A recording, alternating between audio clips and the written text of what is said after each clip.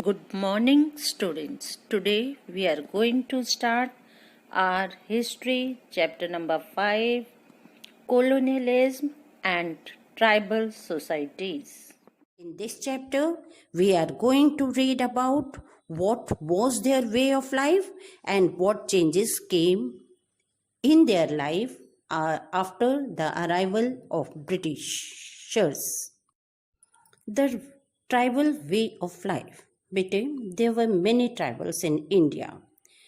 Some of them were the Mundas, Santals and Orens in the Chota Nagpur region.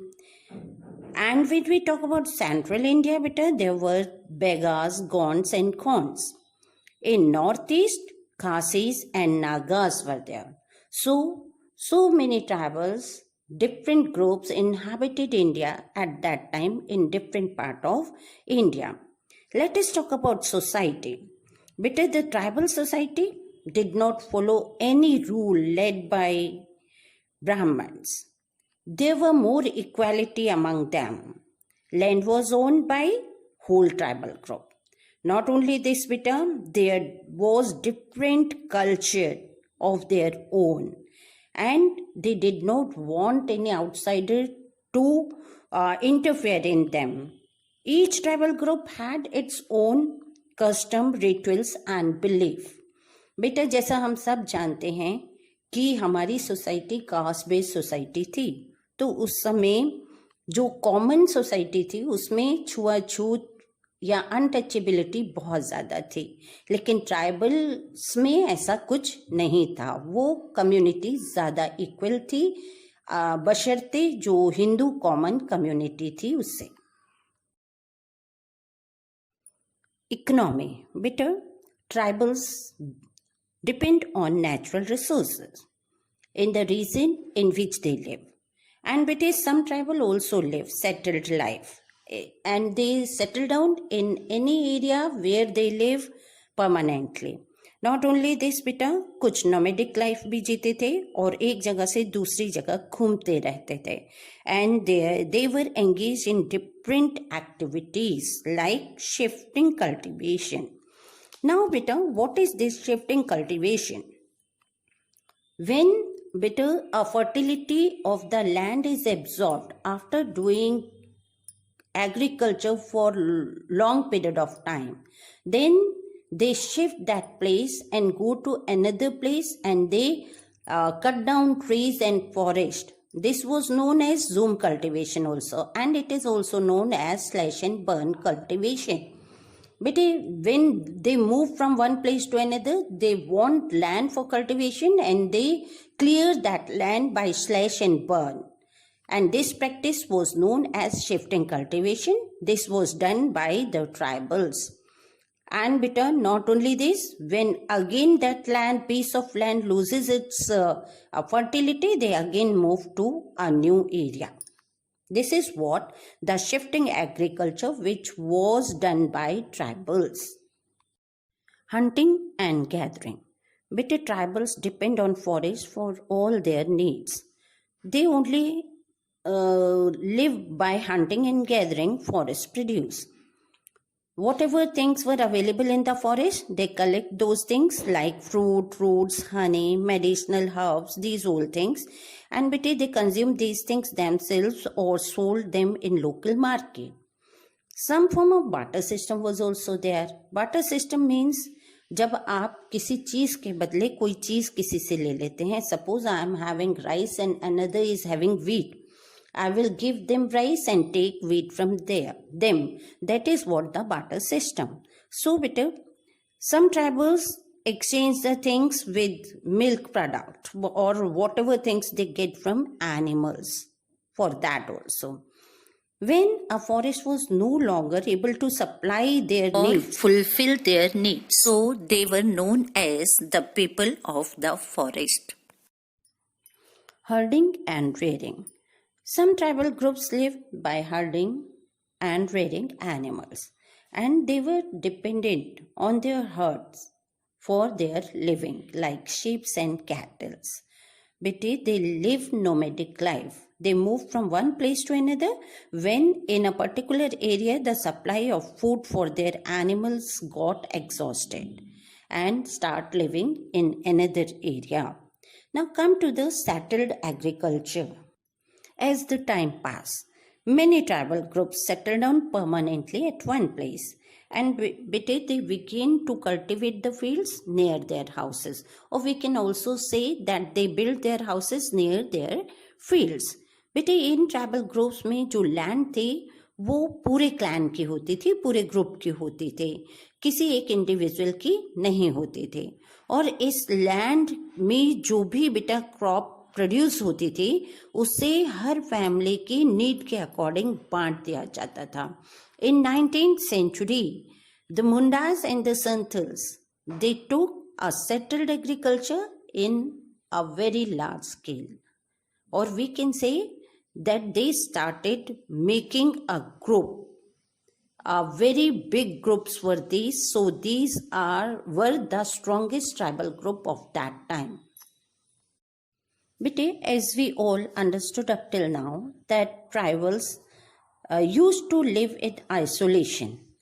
That means वो अलग थलग रहना ही पसंद करते थे, कॉमन कम्युनिटी में मिलना नहीं चाहते थे और ना ही वो किसी आउटसाइडर को अपने कम्युनिटी में आने देना चाहते थे. लेकिन ब्रिटिश रूल के चलते उनके लाइफ में बहुत सारी चेंजेस आई, जिसमें सबसे पहले अगर हम बात करें तो उनका जो ये वे था आइसोलेटेड लाइफ जीने का वो खत्म हो गया. Now we will be talking about more changes which came in their life. Tribal disposed of their land. Better, company took over large tracts of land which was cultivated by the tribals. These landless tribals became wage laborers and were forced to grow cash crop as we read in previous chapter. So better, these landless tribals were paid, those who were the forced laborers, they were paid very low wages, and the tribals resisted to loss of their land as they considered themselves the natural owner of the land. And better, this land which they cultivated, they were cultivating that land for centuries. So they think that they were the natural owner of that particular land tract. It was taken by the Britishers. So this was a bit of the reason why the tribals opposed the British rule or they revolted against it. High revenue demand. But the company did not deprive all the tribal groups from their land. They allowed some tribals to retain their land and do cultivation of it, but on the condition that they will pay revenue to the British. This revenue was fixed and was very high. The method of cultivation was also strict as they forced to grow cash crops only. Not only this, when the tribals were unable to pay the revenue, they were evicted from their land. These landless tribals were forced to become a forced labor. Settled agriculture. Company want regular source of income, but it was difficult to monitor the pastoralists because they were not having a permanent home. So they shift from one place to another. That is why it was difficult to them to monitor. And better, one more thing was there, that they want a fixed revenue from our tribals. अगर वो पहचान नहीं पाएंगे कि जो tribal group अभी यहाँ था थोड़े समय बाद वो कहाँ शिफ्ट हो गया, तो उनको रेवेन्यू कलेक्शन में भी प्रॉब्लम आती थी. सो they forced many tribals to become settled agriculturists and to pay revenue which was fixed by the company. The tribal protested against it because when they do cultivation on a particular land, it loses its fertility. That is why, or they cannot produce the enough from that particular piece of land. So they protested against this British plan. Changes in the forest law. Company made so many changes in forest laws. They declared forest as a state property and put restrictions on the collection of forest produce, on practicing shifting cultivation, on cutting trees, on hunting, and so many things. So, in some part of tribals were not even allowed to stay in the forest also. This changed the entire lifestyle of the tribals. The tribal protested against these laws and they considered the forest and all its produce as belonging to them. This was the main reason why the tribals protested against the British. Role of traders and moneylenders. Tribals were self-sufficient, but still they have to buy some things from the outsiders. So the traders, they charge very high price for the goods, whatever they sold to the tribals, because they were illiterate. That is why the tribal had to take short-term loans from the moneylenders, who charged very high rate of interest from them. And not only this, because of borrowing money, they also caught in the cycle of debt. And the tribal considered the traders and the moneylenders as the evil influence and resisted their presence amongst them. बेटा, let us talk about the role of the Christian missionaries. बेटा, Britishers ने tribals की life को अपने different laws वगैरह बना के ही effect नहीं किया, बल्कि जो क्रिश्चियन मिशनरीज इंडिया आई थी उन्होंने उनकी सोशियो रिलीजियस लाइफ में भी असर डालना शुरू किया. और we can say they started interfering in the tribal socio religious life and they added the mystery for their life. These tribals resented the activities of these missionaries and looked upon them as a threat to their religious life. Come to the tribal chief. But the tribal chiefs lost their former importance. Before the arrival of British, they were having almost power of their group in their hands. But when Britishers came, they became the agent of the British. They had to appease their British masters as well as they have to control their group also. So they had to follow the laws made by the British and pay them tributes. Not only this, these all things make tribals unhappy and they started revolting against it. Now we will be reading about few main tribal revolts of the period. Tribal revolts. There were many revolts during 19th century.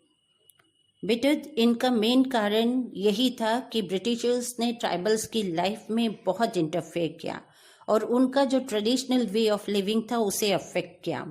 कुछ main tribals revolt थी. Coal Rebellion of 1831-32 and Santhal Rebellion of 1855. And the Orange Rebel was under Jatra Oren. And most widespread and long-lasting protest was the Mundas. Munda Rebel. Let us talk about this, Peter. This was one of the most powerful revolt of late 19th century, and these Mundas were concentrated in the Chota Nagpur region. It was led by Birsa Munda, who was also known as Ulgulan or the Great Tumult. The aim was of this revolt was to drive out the British and their agent and establish Munda Raj. Birsa Munda wanted to bring back the golden age of the tribals. He also wanted to free his people from the Britishers. Not only this, he asked the tribals to take their land forcefully back from the British and drive them away from them. The movement launched by the Birsa Munda was also a social movement because he aimed at reforming the tribal society.